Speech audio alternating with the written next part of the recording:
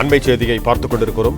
தி Mylapore Hindu permanent fund இயக்குனர் தேவநாதனிடம் 2000 kilo தங்கம் இருப்பதாக பாதிக்கப்பட்ட மனுதாரர்கள் தெரிவித்திருக்கிறார்கள். தி மயிலாப்பூர் இந்து பெர்மனன்ட் ஃபண்ட் இயக்குனர் தேவநாதனிடம் 2000 கிலோ தங்கம் இருப்பதாக பாதிக்கப்பட்ட மனுதாரர்கள் தெரிவித்திருக்கிறார்கள். தி மயிலாப்பூர் இந்து பெர்மனன்ட் ஃபண்ட் நிதி மோசடியால் பாதிக்கப்பட்டவர்கள் சார்பில் உயர்நீதிமன்றத்தில் மனு தாக்கல் செய்யப்பட்டிருக்கிறது. இது தொடர்பான கூடுதல் விவரங்களோடு இணைகிறார் எமது செய்தியாளர் ஆனந்த். வணக்கம் ஆனந்த், உங்களிடம் இருக்கும் தகவல்கள் சொல்லுங்கள். வணக்கம்.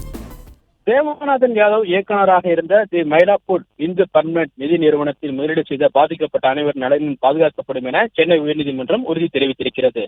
சென்னை மயிலாப்பூரில் செயல்பட்டு வந்த தி மயிலாப்பூர் இந்து பெர்மனன்ட் நிதி நிறுவனத்தில் முதலீடு செய்த 100க்கும் மேற்பட்ட முதலீட்டாளர்களிடம் பல கோடி ரூபாய் மோசடி செய்ததாக அந்நிறுவனத்தின் நிர்வாக இயக்குநர் தேவநாதன் யாதவ் உட்பட 6 பேரை சென்னை பொருளாதார குற்றப்பிரிவு காவல்துறை கைது செய்து சிறையில் அடைத்துள்ளது. இந்த நிலையில் இந்த வழக்கில் ஜாமீன் கோரி தேவநாதன் யாதவ் உட்பட 3 பேர் தாக்கல் செய்த மனுக்கள் 2வது முறையாக தள்ளுபடி செய்த நிலையில் 3வது முறையாக அவர்கள் மனு தாக்கல் செய்தனர். இந்த வழக்கு இன்று மீண்டும் நீதிபதி இளந்தரையின் முன்பாக விசாரணைக்கு வந்தது. அப்பொழுது பாதிக்கப்பட்டவர்கள் தரப்பில் ஆஜரான வழக்கறிஞர் தேவநாதன் யாதவுக்கு சொந்தமாக சுமார் 2000 கிலோ தங்கம் இருப்பதாக குற்றப்பத்திரிகையில் குறிப்பிடப்பட்டுள்ளது எனவும் தற்போது தாக்கல் செய்யப்பட்டுள்ள சொத்து ஆவணங்களில் அந்த தங்கம் குறித்த எந்த விவரங்களும் குறிப்பிடப்படவில்லை எனவும் தெரிவித்தார். மேலும் அந்த தங்கம் இருந்தாலே தங்களுக்கு வட்டியுடன் பணத்தை திருப்பி அளிக்க முடியும் எனவும் தெரிவித்தார்.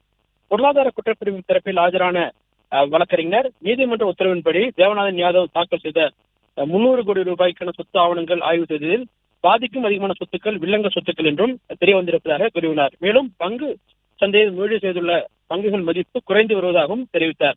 இதனையடுத்து காவல்துறை வாதம் குறித்து ஆகஸ்ட் 1ஆம் தேதிக்கு பதிலளிக்கும்படி தேவநாதன் தரப்பிற்கு உத்தரவிட்ட நீதிபதி அன்றைய தினத்திற்கு விசாரணையை தள்ளி வைத்தார். மேலும் பாதிக்கப்பட்ட அனைவரின் நலனும் பாதுகாக்கப்படும் எனவும் நீதிபதி இளந்தரையன் தெரிவித்திருக்கின்றார். பிளே ஸ்டோர் மற்றும் ஆப் ஸ்டோரில் இருந்து பாலிமர் செயலியை QR கோடு மூலம் பதிவிறக்கம் செய்யுங்கள். செய்திகளை உடனுக்குடன் பெறுங்கள்.